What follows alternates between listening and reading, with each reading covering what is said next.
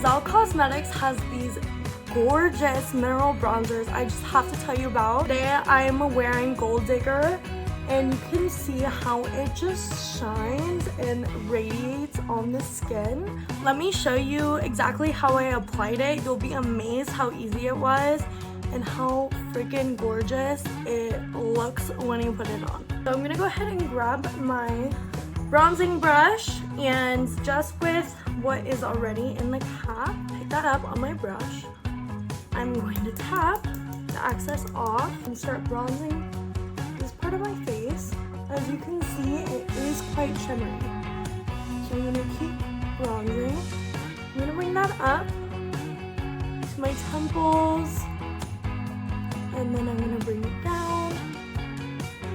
And so you can see what I mean about it duping as a highlight as well, because it is so shimmery and so pretty.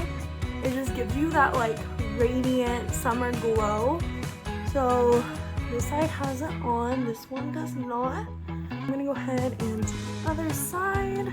And there you have it, a very gorgeous, radiant, golden glow. And I'm actually gonna work some into my crease. I'm obsessed with this shade. It's perfect for everything. Here we go.